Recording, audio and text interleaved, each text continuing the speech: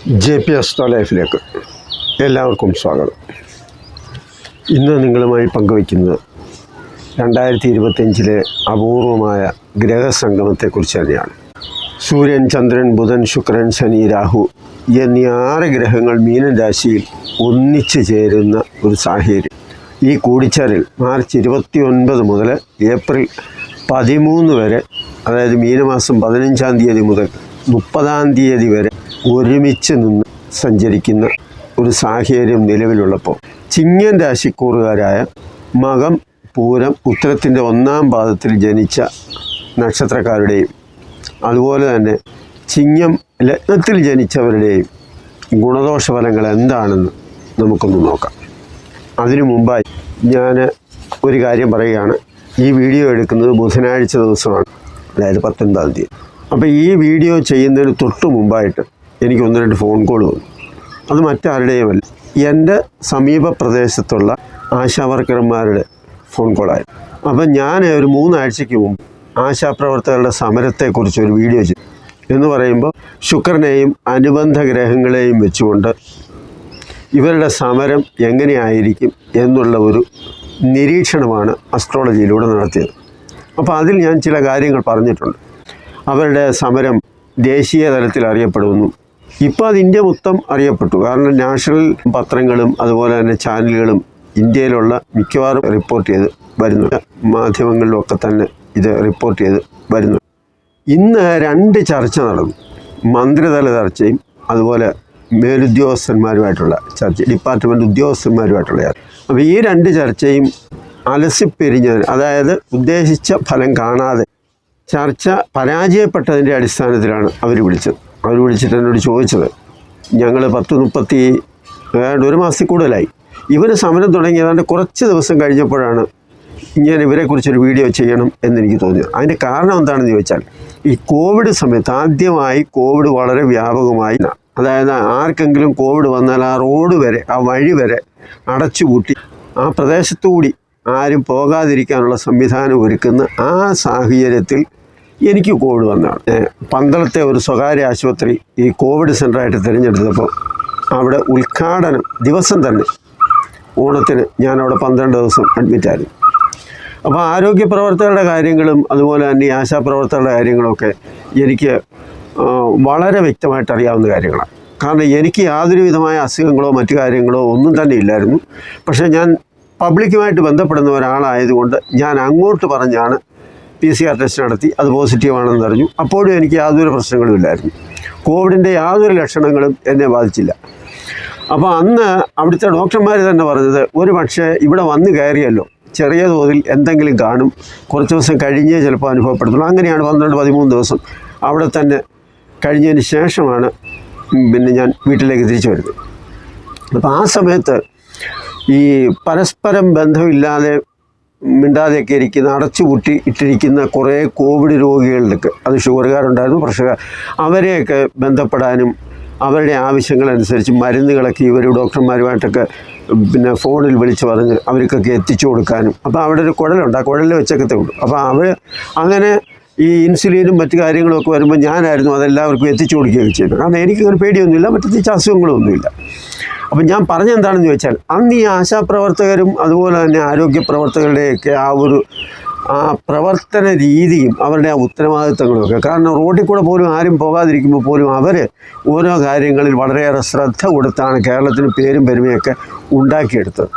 അതിൽ എല്ലാവരും ഉണ്ട്, ഡോക്ടർമാരുമുണ്ട്, ഈ ആരോഗ്യ പ്രവർത്തന രംഗത്ത് പ്രവർത്തിക്കുന്ന സർക്കാർ ഉദ്യോഗസ്ഥരുമുണ്ട്, അതുപോലെ ആശാപ്രവർത്തകരുമുണ്ട്, ഒരുപാട് പേര്. അപ്പോൾ അത്തരത്തിലുള്ള ആൾക്കാരുടെ ഒരു സമരമായതുകൊണ്ടാണ് എനിക്ക് അതിനെക്കുറിച്ചൊരു വീഡിയോ ചെയ്യണമെന്ന് വിചാരിച്ചത്. എന്നോട് ചോദിച്ച ചോദ്യം മറ്റൊന്നുമല്ല, ഞങ്ങളുടെ സമരം വിജയിക്കുമോ, സർക്കാർ എന്തെങ്കിലും ആനുകൂല്യം തരുമോ, ഒന്ന് പറയാമോ എന്നാണ്. അപ്പം ഞാൻ പറഞ്ഞത്, എനിക്ക് ആഗ്രഹമുണ്ട്, നിങ്ങൾക്ക് നിങ്ങളുടെ പ്രവൃത്തിയും ജോലിയും അനുസരിച്ച് ഈ പറയുന്ന തുച്ഛമായ വേതനം കൊണ്ടൊന്നും ജീവിക്കാൻ സാധിക്കത്തില്ലെന്നും, അതുകൊണ്ട് തന്നെ എന്തെങ്കിലും ഒരു ഗുണം ഉണ്ടാകട്ടെ, ഞാൻ ദൈവത്തോട് പ്രാർത്ഥിക്കാം നിങ്ങൾക്ക് വേണ്ടി ഒരു നല്ല കാര്യം ഉണ്ടാകട്ടെ എന്ന് മാത്രമേ ഞാൻ അതിന് മറുപടി പറഞ്ഞുള്ളൂ. കാരണം എനിക്ക് പറയാനുള്ളതെല്ലാം ഞാൻ ആ വീഡിയോയിൽ പറഞ്ഞിട്ടുണ്ട്. ഇത്രയും പറഞ്ഞത് എന്നെ 1-2 പേർ ആശാപ്രവർത്തകർ ഇപ്പോൾ വിളിച്ചിട്ട് അവരുടെ ചർച്ച പരാജയപ്പെട്ടതിൻ്റെ ആ ഒരു വിഷമത്തോടു കൂടി വിളിച്ചത് കൊണ്ടാണ് ഞാനിത് നമുക്ക് വീഡിയോയിലേക്ക് പോകാം. ചിങ്ങൻ രാശിക്കൂറുകാരെ സംബന്ധിച്ച് അവരുടെ ജന്മരാശ്യാധിപനാണ് സൂര്യൻ.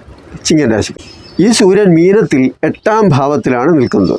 മീനം സൂര്യൻ്റെ ബന്ധുരാശി ആയതുകൊണ്ട് സർക്കാർ സംബന്ധമായ കാര്യത്തിലും അതുപോലെയൊക്കെ അവരുടേതായ പ്രശ്നങ്ങൾക്കുമൊക്കെ എന്തെങ്കിലുമൊക്കെ വിഷയങ്ങൾ സർക്കാർ സംബന്ധമായ ജോലിയിലിരിക്കുന്നവർക്കോ അതുപോലെ സർക്കാരുമായി ബന്ധപ്പെട്ട ഏതെങ്കിലും തരത്തിൽ പ്രവർത്തിക്കുന്നവർക്കൊക്കെ ഉണ്ടായാൽ ആ ഡിപ്പാർട്ട്മെൻറ്റിൽ തന്നെയുള്ള അല്ലെങ്കിൽ സർക്കാരിൻ്റെ തലപ്പത്തിരിക്കുന്നവരോ അതുമായി ബന്ധപ്പെട്ടവരോ ആരുടെയെങ്കിലുമൊക്കെ, അതാണ് ഈ ബന്ധുസഹായം എന്ന് പറയുന്നത്.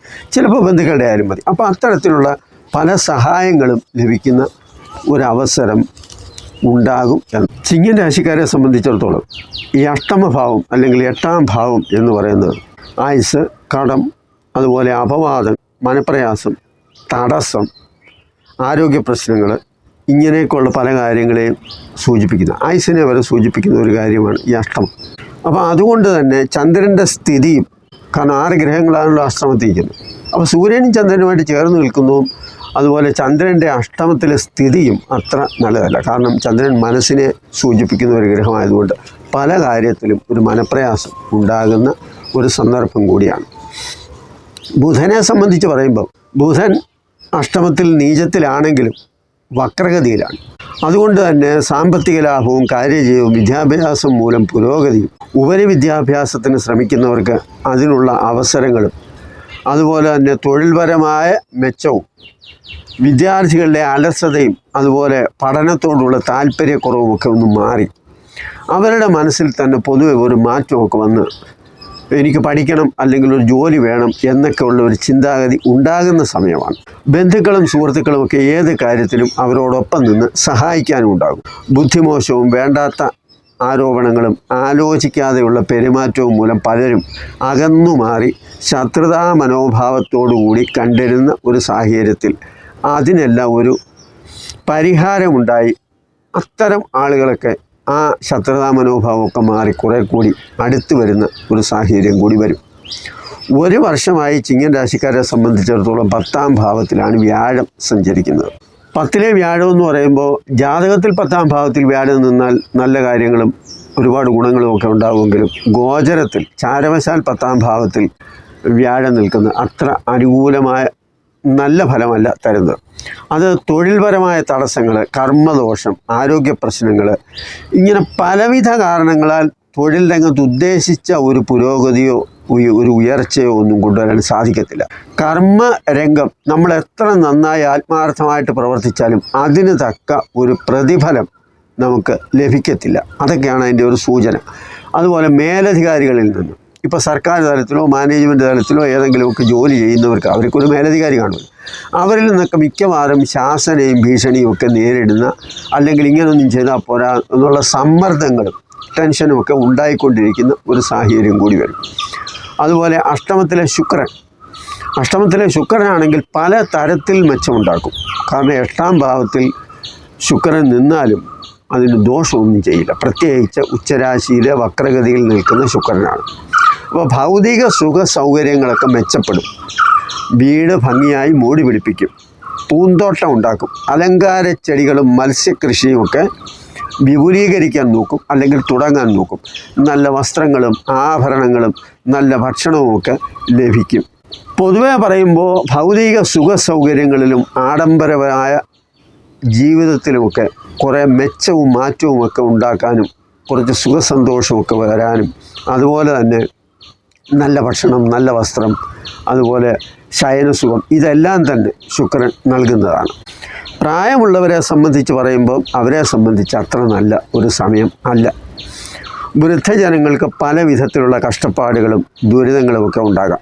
ആരോഗ്യ സംബന്ധമായിട്ട് മോശമായിട്ടൊക്കെ ഉള്ളവരെ സംബന്ധിച്ചിടത്തോളം അപ്രതീക്ഷിതമായ ചിലവുകളും ചില നഷ്ടങ്ങളും കഷ്ടതയുമൊക്കെ ഉണ്ടാകാം. അതുപോലെ സ്വാതന്ത്ര്യമില്ലാത്ത ഒരവസ്ഥ, ബന്ധനം പോലെ ഒരു അവസ്ഥയുമൊക്കെ വരും. പല ക്ലേശങ്ങളും ബുദ്ധിമുട്ടുകളുമൊക്കെ അവരെ സംബന്ധിച്ച് മറ്റുള്ളവർക്കും ഉണ്ടാകുന്ന തരത്തിലായിരിക്കാം ഈ ദുരിതങ്ങളൊക്കെ വരുന്നത്. ദൈവാധീനക്കുറവുള്ളത് കൊണ്ട് തന്നെ നിസ്സാര കാര്യങ്ങൾ പോലും അത് ചിലപ്പോൾ വലുതാകാനുള്ള സാധ്യതയുണ്ട്. ശനിയെ സംബന്ധിക്കുന്ന കാര്യങ്ങൾക്ക് പൊതുവെ ഒരു നല്ല ഫലം പറയാനില്ല. ചൊവ്വ ചിങ്ങൻ രാശിക്കാരെ സംബന്ധിച്ചിടത്തോളം ഏപ്രിൽ 3 വരെ 11-ലും ഏപ്രിൽ 3-ന് ശേഷം 12-ലുമാണ് നിൽക്കുന്നത്.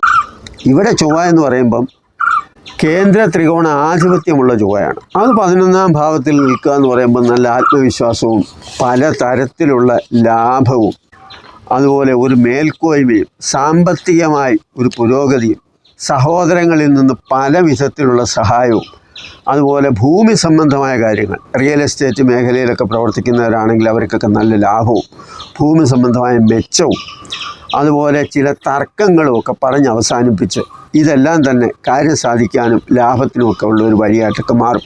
കാരണം ചൊവ്വയാകുമ്പോൾ അവിടെ ചില തർക്കങ്ങളും വഴികളും ഒക്കെ വരാം. ഇതെല്ലാം 11-ാം ഭാവത്തിലാകുമ്പോൾ മറ്റുള്ളവരുടെ പ്രശ്നങ്ങളൊക്കെ പറഞ്ഞ് പരിഹരിക്കാനും ആ തരത്തിൽ നമുക്ക് ചില ഗുണങ്ങളൊക്കെ ഉണ്ടാക്കാനും സാധിക്കും. പിന്നെ ഏപ്രിൽ 3 വരെയാണ് ഇതിൻ്റെ ആ ഒരു മെച്ചം ഉണ്ടാവുക. 3-ന് ശേഷം വരിക എന്ന് പറയുമ്പോൾ നീചരാശിയിൽ കർക്കിടകൻ രാശിയിലെ ചൊവ്വയാണ് വരുന്നത്. അപ്പോൾ അങ്ങനെ വരുമ്പോൾ അത് 12-ാം ഭാവത്തിലുമാണ്. അപ്പോൾ ഭൂമി സംബന്ധമായ ചില പ്രശ്നങ്ങളൊക്കെ നിലനിൽക്കാം. സഹോദരങ്ങളുമായി ചില അഭിപ്രായ വ്യത്യാസങ്ങളൊക്കെ വരാം. അതായത് കർക്കിടകത്തിലെ ചൊവ്വ എന്ന് പറയുമ്പോൾ ഭൂമിയെ സംബന്ധിച്ച് പറയുമ്പോൾ അതുപോലെ ചതുപ്പ് നിലമാകാം, അല്ലെങ്കിൽ വെള്ളം കെട്ടിക്കിടക്കുന്ന സ്ഥലമാകാം, ഉപയോഗശൂന്യമായ സ്ഥലമാകാം, പാറക്കെട്ടൊക്കെ ഉള്ള സ്ഥലങ്ങളാകാം. ഇങ്ങനെയൊക്കെയുള്ള സ്ഥലങ്ങൾ സംബന്ധിച്ച ചില അഭിപ്രായ വ്യത്യാസങ്ങളും ചില ഭിന്നതകളും അങ്ങനെയൊക്കെ ഉള്ള വിഷയങ്ങൾ നമ്മുടെ ജീവിതത്തിലൊക്കെ ഉണ്ടാകും ഇത്തരത്തിൽ പ്രവർത്തിക്കുന്നവരെ സംബന്ധിച്ച്. അതുപോലെ പിതാവുമായിട്ട് അതുപോലെ ഗുരുജനങ്ങളുമായിട്ടും അതായത് മുതിർന്നവരുമായിട്ടും പിതാവുമായിട്ടും പിതൃജനങ്ങളുമായിട്ടും ഒക്കെ ചില അഭിപ്രായ വ്യത്യാസങ്ങളൊക്കെ വരാം. അവർ പറയുന്ന കാര്യങ്ങളൊന്നും അനുസരിക്കണമെന്നും അംഗീകരിക്കണമെന്നൊന്നുമില്ല. അവരുമായി ചില വാക്കുതർക്കങ്ങളും വാഗ്വാദങ്ങളും ഒക്കെ ഉണ്ടാകാം. അതുപോലെ മറ്റുള്ളവരുടെ അഭിപ്രായത്തിന് വില കൽപ്പിക്കുക അല്ലെങ്കിൽ അംഗീകരിക്കുക അങ്ങനെയുള്ള കാര്യങ്ങളൊന്നും ഉണ്ടാകത്തില്ല. പിന്നെ എന്തിനും ഏതിനും ഈ ചൊവ്വയുടെ ഒരു പ്രത്യേകതയും കൂടി പറയുമ്പോൾ അത് ഏതിനെയും എതിർക്കുന്ന ഒരു സ്വഭാവം അല്ലെങ്കിൽ തർക്കിക്കുന്ന ഒരു സ്വഭാവമൊക്കെ വരാം.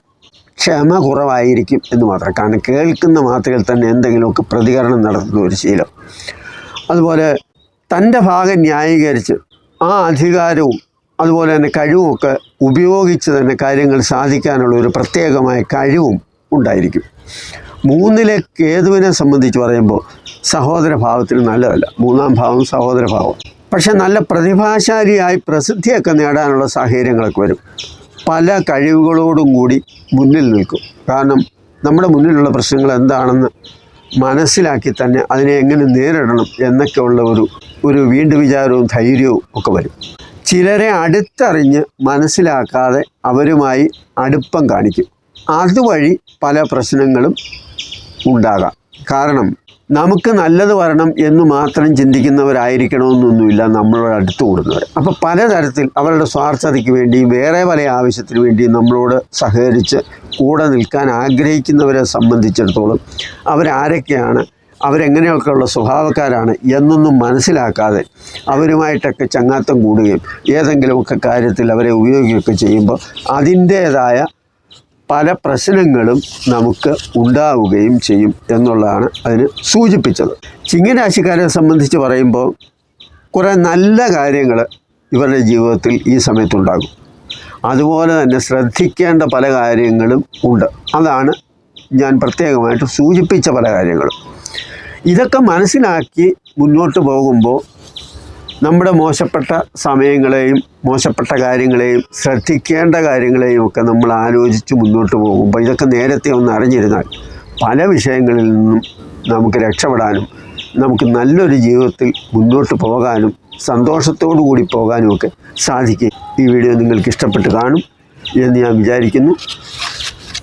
നന്ദി, നമസ്കാരം.